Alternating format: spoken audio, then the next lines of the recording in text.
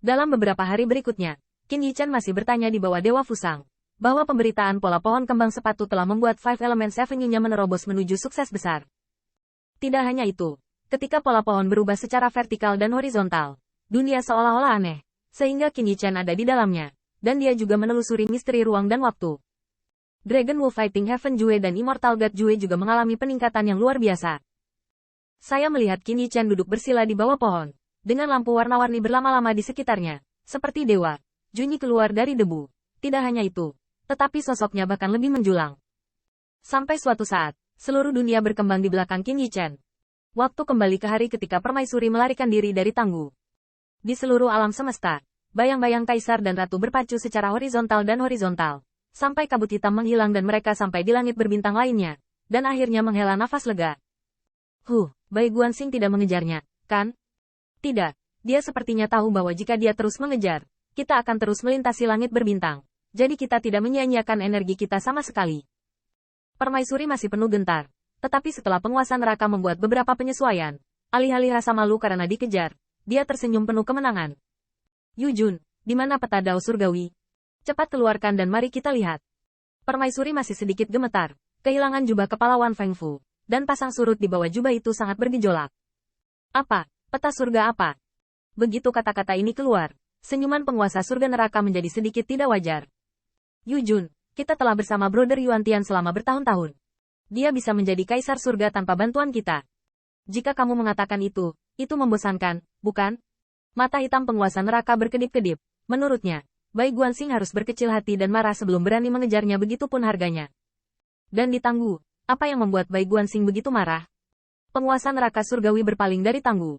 Hanya mengetahui bahwa kaisar telah melarikan diri, tetapi terhalang oleh pohon suci Fusang, dan tidak mengetahui seluk-beluknya. Tapi Kaisar Ming yang meninggalkan foto Dao Surgawi di Tangguh, mereka tahu itu. Di mata penguasa neraka surgawi, hanya permaisuri yang merebut peta Dao Surgawi yang dapat menyebabkan Bai Guanxing mengejar dan membunuhnya dengan amarah. Jadi, bukankah ini hal yang baik untuk bahagia? Namun, ketika permaisuri melihatnya, amarahnya tiba-tiba berhenti. Tian Dao Tu, aku tidak melihat seperti apa Tian Dao Tu saat aku datang ke sini, jadi aku dibunuh oleh hewan kecil itu. Permaisuri dengan marah berbicara tentang pengalamannya di Tangguh, terutama ketika dia memikirkan jubah Wan Feng Fusonya dihancurkan, sekelompok pria itu terus menghancurkan jubah dewanya. Anda tahu, dia adalah kaisar dinasti, wanita paling mulia di dunia. Keindahan di balik jubah dewa, hanya ketika Kaisar Cao Tian memenuhi syarat untuk melihat Fangs. Tentu saja, permaisuri tidak menyebutkan masalah ini dengan dua kakak laki-laki suaminya, tetapi itu hanya akan menjadi lebih menjengkelkan di hatinya sendiri. Setelah dua murid Hei Ancestor tahu mengapa Bai Guanxing sangat marah, mereka semua terkejut. Maksudmu, kau menendang pisau pencuri Feng Tianxing ke laut chaos, tapi dia terbang hidup-hidup. Tanda seru. Betapa mengejutkannya ini. Seberapa mengerikan kekuatan kekacauan? Bahkan tuan mereka masih sangat mengagumi chaos. Penguasa neraka belum pernah mendengarnya, yang bisa bertahan hidup setelah melompat ke laut kekacauan. Apalagi nenek moyang Fusang belum datang untuk menyelamatkan. Penguasa neraka surgawi telah mendengar bahwa selama berabad-abad, banyak orang kuat telah mengunjungi Tangguh yang ramai untuk mengejar kekuatan kekacauan, dan tidak pernah berhenti. Dalam banyak kasus, leluhur Fusang akan membantu.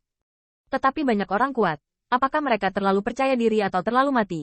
Bahkan ketika leluhur Fusang menyelamatkan mereka, mereka menghilang ke dalam kekacauan karena penundaan, belum lagi tulang, dan bahkan bola darah.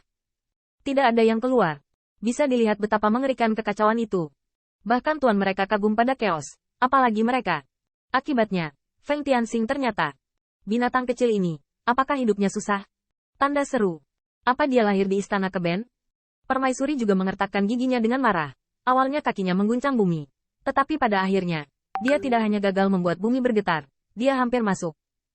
Ini pertama kalinya aku mendengarnya, Tuan, yang bisa keluar dari laut kekacauan tanpa cedera. Penguasa neraka terkejut, dan merasa bahwa Qin Yichan terlalu takdir. Tapi keberadaan yang memegang kapak raksasa dengan lembut membelai ujung kapak dengan ekspresi serius di wajahnya. Tidak mudah bagi anak ini untuk bisa keluar dari Chaos Sea, dan itu jelas bukan dewa bawaan biasa. Masalah ini harus dilaporkan kepada guru. Penguasa neraka surgawi juga mengangguk dengan sungguh-sungguh, tetapi guru berkata bahwa segala sesuatu tentang kekacauan tidak boleh dilewatkan untuk dilaporkan kepadanya dengan detail sekecil apapun. Ini bukan yang dipedulikan permaisuri. Apa yang menyebabkan sakit giginya sekarang? Apakah benar-benar tidak ada cara untuk membunuh binatang kecil ini? Itu karena pencuri anti tulang dari Keyutian jatuh ke laut kekacauan, dan dia harus mati. Sebaliknya, binatang kecil ini tidak bisa mati. Dan tidak hanya Qin Yichen tidak mati, tetapi siapapun yang melompat ke laut chaos untuknya tidak terluka. Permaisuri tidak akan pernah menerimanya. Bahkan jika Putra Baize memiliki keberuntungan yang sama. Yao Yuekong adalah kaisar monster tirani. Bagaimana dengan Ke Wenxing? Apa gadis anti pencuri itu? Mengapa semuanya baik-baik saja? Permaisuri masih menggertakkan giginya dengan marah. Tiba-tiba dia menyadari sesuatu. Dan kaisar menatap dingin ke arah langit berbintang yang jauh. Ini adalah tidak bagus. Binatang kecil itu datang dari masa depan dan ingin memata-matai kita sekarang dan mengunci keberadaan kita. Melalui lapisan langit berbintang, Permaisuri sepertinya melihat sosok ramping yang membuatnya kesal lagi. Tapak Giok tiba-tiba meledak, menghancurkan langit berbintang secara langsung, mencoba menghancurkannya menjadi debu. Namun, setelah sosok itu ditemukan, dia tidak panik sama sekali. Sebaliknya, kekuatan magisnya muncul.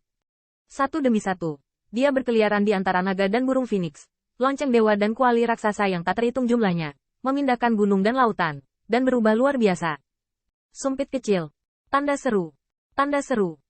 Kaisar bahkan lebih marah ketika dia melihat bahwa pukulan tidak dapat dilakukan. Dan kekuatan kaisar tiba-tiba muncul. Dan sosok itu juga tertutup ketika dia melihatnya. Dan sosok itu tersembunyi. Dan jatuh ke lapisan ruang dan waktu. Faktanya, jika Permaisuri benar-benar mengejar ruang dan waktu di bawah amarah, Qin Yichen mungkin tidak bisa lari. Tetapi Permaisuri tidak berani mengejar sama sekali. Bagaimanapun, yang pertama tahu bahwa Putra Baize dan Yao Yuekong ada di samping binatang kecil ini. Selain itu, Qin Yichen berasal dari masa depan. Tetapi bagi kaisar dan orang banyak, mereka baru saja melarikan diri dari kejaran banyak orang kuat di Tangguh saat ini. Binatang kecil ini, bisakah tahu ruang dan waktu menjangkau kita di seluruh alam semesta? Kulit Permaisuri cemberut, dan kecantikan wajahnya bahkan lebih biru. Mengapa dia bisa melakukan ini? Mungkinkah Zhu Jiuyin sedang mempermainkannya? Berbicara tentang Zhu Jiuyin, Permaisuri tidak bisa tidak memikirkan tatapan mata dingin Jin Wuxilang, dan amarahnya tidak bisa ditekan. Lilin 9 Yin, monster-monster itu, aku benar-benar tidak percaya.